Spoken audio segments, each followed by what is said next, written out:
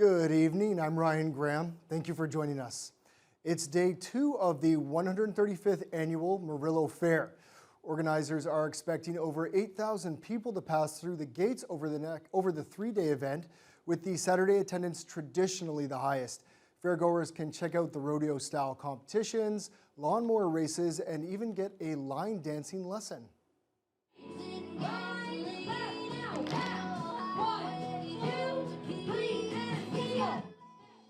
The organizers brought out a line dancing coach last night to teach people how to perform the moves to their favorite country songs.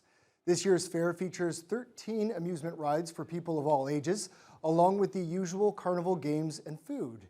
The president of the Oliver Agricultural Society, Lindsay Kosolowski, says there's something for everyone, and she spoke about what sets Marillo apart from the bigger fairs.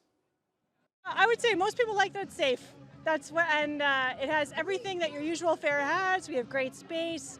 We have a little bit of everything. So we have everything from animals to pony rides to free line dancing to carnival rides. We got it all.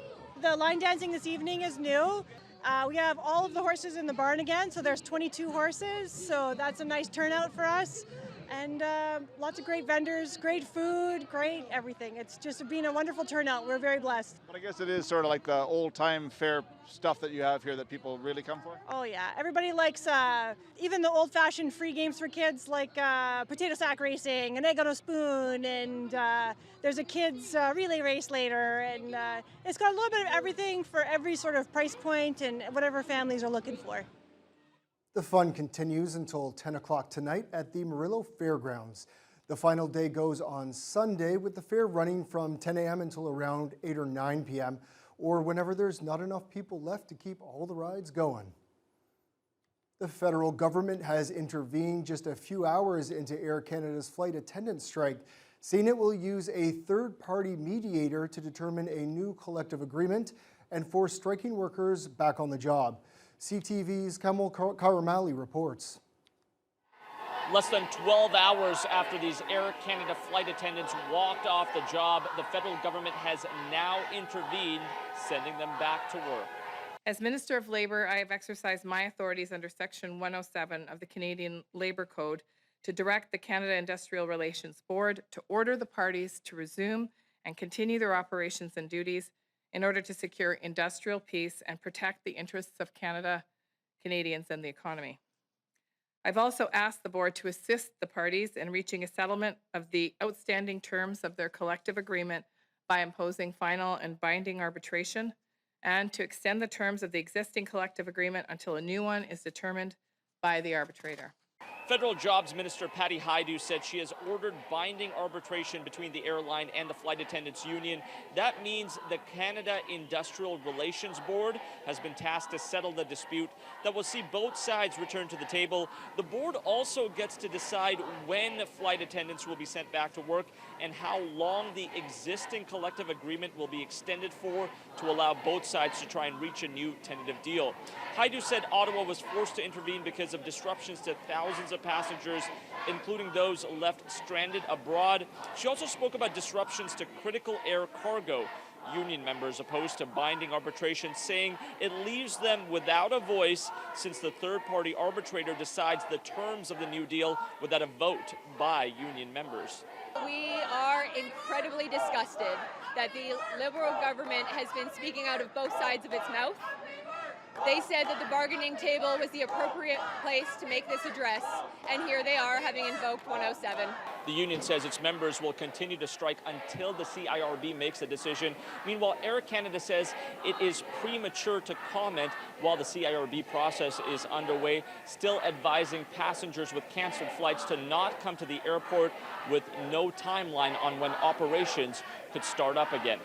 Kamal Karamali, CTV News, Toronto. The province has ordered more than 60,000 Ontario public service workers back to the office full-time starting in January. The Ford government made the announcement on Thursday. CTV's Natalie Johnson reports. As Ontario civil servants headed into work today, many were dismayed by the directive that will see them back in the office 5 days a week, beginning in the new year. I like going into the office, but I also really love working from home too. And there's a lot of flexibility with that. And at the end of the day, if the work is getting done, isn't that what matters? A lot of our colleagues have to travel from outside the GTA, so it's probably quite tough for them. I have to think about our busing situation because my kids are going to 2 different schools. Think about before and after, and a lot of things to think about. This memo going out to all Ontario public service workers today. Quote, this decision is in line with an increasing number of organizations across the public and private sectors. Everyone's more productive when they're at work, and how do you mentor someone over a phone? You can't. You got to look at them eye to eye, over the water cooler, wherever, train them, camaraderie. Plus the economy, too. The Premier pointing to the empty path as just one example of the economic ripple effect working from home has had on the city's downtown. I work at a restaurant down the street, so we actually like that people are coming back a little bit. More people coming getting lunches and stuff. There's a certain benefit to going in person. There's definitely a reason why it was very helpful in the past, and it's not a bad idea necessarily to go back into it. Ontario's public servants were first called back to the office for a minimum of 3 days a week in 2022. At that time, roughly half of them had been working remotely for much of the pandemic. The head of the AMA PCEO union, which represents some members of the Ontario Public Service, writing in a statement today that he was, quote, incensed by this morning's announcement and would fight to stop the Secretary of Cabinet from dragging Ontario's hardworking public service back to the Stone Age. It's just time. Everyone's kind of saying it's time to get back to work. It's simple as that. The transition to 4 days a week in the office will begin in October. 5 days a week takes effect in January. OPSEU, meanwhile, released a statement calling the move a slap in the face to workers, calling on the government to halt the return to office plan. Natalie Johnson, CTV News. The popular CLE wrapped up last weekend in Thunder Bay, and now the Canadian National Exhibition is underway in Toronto. The massive 18-day fair began on Friday. CTV's Jessica Smith tells us more. The sights and sounds of the Canadian National Exhibition. What a tradition, right? 146 years. I think we're all connected to it. The annual fair is now open. Well, we haven't been for 2 years, and so now we've decided it was time to come back. And it's been fantastic. It's great because there's just so many interesting and new things here at the X. With over 1.5 million people coming through over the 2.5-week period, it's an end-of-summer tradition. It doesn't matter if you're a kid or 81 years old, there's something here for everybody. It's a really important tradition in the city. From the food that shocks you. Some very extreme reactions. It is a shock factor with the spicy habanero bacon cotton candy, but people have been loving it. My brain doesn't know how to, it's really good. To the rides that thrill you. To go on the Ferris wheel. The drop tower.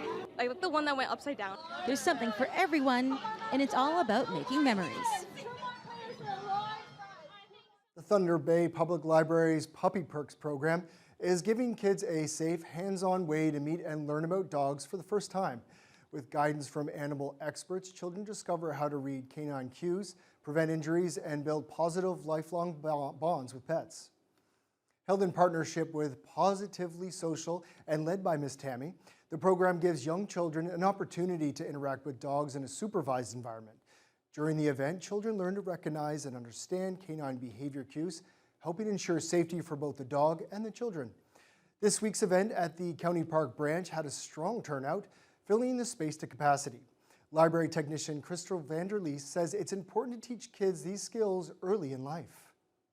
Occasionally you do hear about, bad situations where children are injured, so this is an opportunity to prevent injury and instead to have a very positive lifelong experience and understand the dog's cues. And it's an opportunity for kids to learn how to interact with dogs, perhaps for the first time in a supervised environment. While future dates for Puppy Perks have not yet been scheduled, Vanderleest says the library would love to host it again. The 43rd annual Westford Street Fair is currently in full swing and brought together thousands of families, food lovers, and local artists, turning Frederica Street into a lively hub of entertainment and fair festivities. Emma Chilton reports. The south side of the city was packed with residents gathering for the Westford Street Fair, and with an endless street of vendors and entertainment, there is something for everyone. The fair included beer gardens, a kids zone, and live music. Westford Street Fair Planning Committee member Aaron Gillingham tells us what's new this year. We got a busy start to the day, so we closed the street off at 9 and we now have thousands of people enjoying themselves. As you can see, there are tents to my left and tents to my right of everyone throwing their sales, and there's food and there's entertainment and there's stuff for the kiddos. There is everything today here in Westford. Well, our lounge just behind me here is the first time we've offered the lounge, which is like a music lounge-like atmosphere. There's treats, there's snacks and mocktails.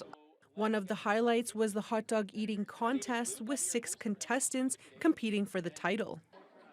Oh, fantastic. Look at this. Steve has chosen to stand up, aid in digestion.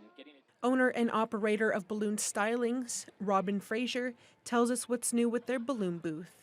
And then today we have our photo booth here that we just got this year. So you go in, you pick out your whatever costume you want to put on, and then you get 3 photos taken, and you get a printed copy right then and there.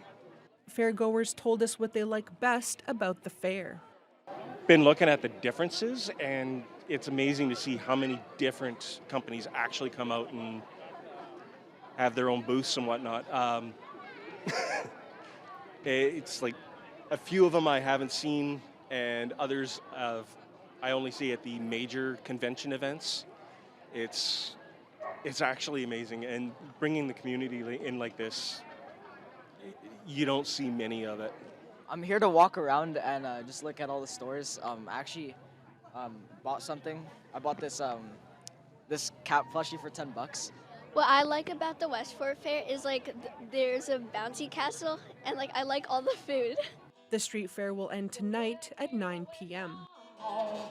Just to save you from being alone. Emma Chilton, TBT News.